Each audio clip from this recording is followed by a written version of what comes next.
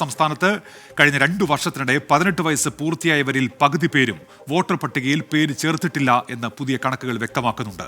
ആകെയുള്ളതിന്റെ 30% പേർ മാത്രമേ പട്ടികയിൽ പേര് ചേർത്തിട്ടുള്ളൂ എന്നാണ് കണക്കുകൾ. ചെറുപ്പക്കാരെ പട്ടികയിൽ ഉൾപ്പെടുത്താൻ പ്രത്യേക കർമ്മ പദ്ധതി തയ്യാറാക്കാൻ ഒരുങ്ങുകയാണ് തെരഞ്ഞെടുപ്പ് കമ്മീഷൻ. പുതിയ തലമുറ നമ്മുടെ തെരഞ്ഞെടുപ്പ് സംവിധാനത്തെയും ജനാധിപത്യ സംവിധാനത്തെയും കുറിച്ച് അജ്ഞരാണോ? അതുകൊണ്ടാണോ അവർ വോട്ടർ പട്ടികയിൽ പേര് ചേർക്കാൻ മടിക്കുന്നത്? അതോ നമ്മുടെ രാഷ്ട്രീയ പാർട്ടികളെയും മുന്നണി സംവിധാനങ്ങളെയും വിശ്വാസമില്ലാത്തതുകൊണ്ടോ? വിദ്യാഭ്യാസ രേഖകൾ പ്രകാരം 10 ലക്ഷത്തിലേറെ പേർക്ക് കഴിഞ്ഞ 2 വർഷമായി 18 വയസ്സ് തികഞ്ഞിട്ടുണ്ട്. പക്ഷേ വോട്ടർ പട്ടികയിൽ 2,88,533 പേർ മാത്രം. മിക്കവരും അപേക്ഷിച്ചില്ലെന്നതാണ് യാഥാർത്ഥ്യം.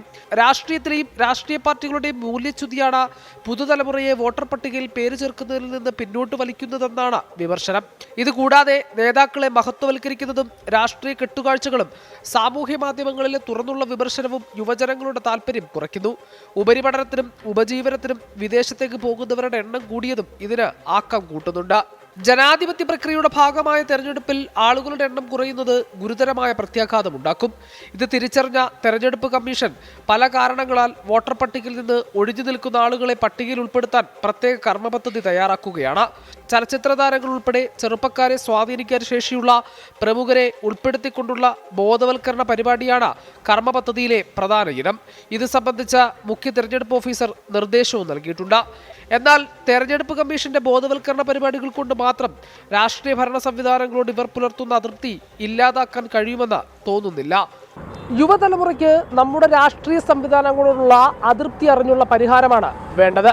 ഇവരുടെ പ്രവർത്തന ശൈലിയിലെ വിശ്വാസം വീണ്ടെടുക്കുകയാണ് ചെയ്യേണ്ടത്. അതിനുള്ള ഉത്തരവാദിത്തം രാഷ്ട്രീയ കക്ഷികൾ ഏറ്റെടുക്കേണ്ടതാണ്. ഹരികൃഷ്ണൻ, 24, തിരുവനന്തപുരം. നമ്മൾ ഈ റിപ്പോർട്ട് നൽകുമ്പോൾ ഹരിദാസന്റെ ചോദ്യം ഇങ്ങനെ: എന്തിനാണ് പേര് ചേർക്കുന്നത്? പഠിച്ചാൽ ജോലിയില്ല, എല്ലാവരും നാട് വിടുവാണ് എന്നാണ് ഹരിദാസൻ പറയുന്നത്.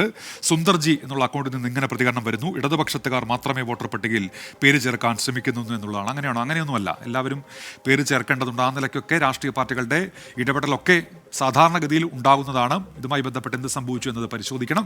ജനാധിപത്യ പ്രക്രിയയിൽ പങ്കാളികളാകാൻ പുതുതലമുറ താല്പര്യപ്പെടുന്നില്ല എന്നാണ് നമ്മൾ നേരത്തെ നൽകിയ റിപ്പോർട്ടുമായി ബന്ധപ്പെട്ട കണക്കുകൾ സൂചിപ്പിക്കുന്നത്. തെരഞ്ഞെടുപ്പ് കമ്മീഷന്റെ ബോധവൽക്കരണം ലക്ഷ്യം കാണുമോ? പ്രതികരണങ്ങളിലേക്ക്. എന്താണ് ഡെമോക്രസി എന്ന് മനസ്സിലാകാത്തതിൻ്റെ അവരുടെ ആ നോളജിൻ്റെ കുറവാണ്. നമ്മൾ വെറുതെ പഠിച്ച് പരീക്ഷ എഴുതി പോകുന്നതല്ലാതെ എന്താണെന്ന് ആഴത്തിൽ ആൾക്കാർ മനസ്സിലാവാത്തതിൻ്റെ കുറവായിരിക്കണം ആൾക്കാർ ചേരുന്നില്ലെങ്കിൽ അതിൻ്റെ കാരണം എന്നാണ് ഞാൻ വിചാരിക്കുന്നത്. എനിക്ക് തോന്നുന്നത് രാഷ്ട്രീയ പാർട്ടികളോട് ഓരോരുത്തർക്കുള്ള സമീപനം ഓരോ രീതിയിലല്ലേ, അതുകൊണ്ടായിരിക്കാം അവരുടെ കാഴ്ചപ്പാടിനനുസരിച്ചല്ലേ അവർ തീരുമാനം എടുക്കുകയുള്ളൂ. അല്ല, അതിനുള്ള കാരണം എന്ന് പറഞ്ഞാൽ എൻ്റെയൊക്കെ നമ്മളെ ചെറുപ്പത്തിൽ നമ്മളെ സമയത്ത് ഇത് ചെയ്തുകൊണ്ടിരുന്നത് പറഞ്ഞാൽ നമ്മുടെ വീട്ടിൽ വന്ന് ശരിക്കും വോട്ടർ പട്ടിക പുതുക്കുമായിരുന്നു. ഇപ്പോൾ ആ രീതിയില്ല. കൃത്യമായിട്ട് അതുപോലെ വോട്ടർ പട്ടിക പുതുക്കിയിരുന്നെങ്കിൽ തീർച്ചയായിട്ടും ആളുകൾ പേര് ചേർക്കുമായിരുന്നു. ഈ രാഷ്ട്രീയ പാർട്ടികളോട് ഇപ്പോഴുള്ള പുതുതലമുറകൾക്ക് ഒരു താല്പര്യമില്ല. കാരണം എന്ത് ചെയ്ത് കഴിഞ്ഞാൽ ഇപ്പോൾ ബലിയാട് ആപത്ത് മാത്രമേ ഉള്ളൂ, അല്ലാതെ ഒരു ആപത്ത് ഘട്ടത്തിൽ ഒരു പാർട്ടിയും ഒരു മനുഷ്യനെ സഹായിക്കില്ല. നമ്മൾ നൽകിയ 2 വാർത്തകളുമായി ബന്ധപ്പെട്ട് ഇപ്പോഴും യൂട്യൂബിൽ പ്രതികരണങ്ങൾ വരുന്നുണ്ട്. കുഞ്ഞിനെ കാണാതായ വാർത്തയുമായി ബന്ധപ്പെട്ട കുഞ്ഞിന് പകരം രാഷ്ട്രീയത്തിലുള്ള ഉയർന്ന നേതാവിൻ്റെയോ ഏതെങ്കിലും മന്ത്രിയുടെയോ കുഞ്ഞിനെയാണ് കാണാതെ പോയതെങ്കിൽ ഇവിടെ ഇങ്ങനെയാണോ തെരച്ചിൽ നടക്കുക എന്നുള്ള ചോദ്യമാണ് അതുൽ കുഞ്ഞൻ എന്നുള്ള അക്കൗണ്ടിൽ നിന്ന് ഉന്നയിക്കുന്നത്. ശ്രീജ സതീഷ് പറയുന്നു: ഇത്തരത്തിലുള്ള അധ്യാപകർക്ക് നല്ല ശിക്ഷ കൊടുക്കണം. അത് കണ്ടിട്ടെങ്കിലും അധ്യാപകർക്ക് ഒരു മുന്നറിയിപ്പായി അത് മാറണമെന്ന് പറയുന്നു. അത് ആലപ്പുഴയിലെ ആ കുഞ്ഞിൻ്റെ ആത്മഹത്യ വാർത്തയുമായി ബന്ധപ്പെട്ടാണ്. അങ്ങനെ പ്രേക്ഷകർ സജീവമായി തന്നെ വിവിധ വിഷയങ്ങളിൽ പ്രതികരണങ്ങൾ അറിയിക്കുന്നുണ്ട്.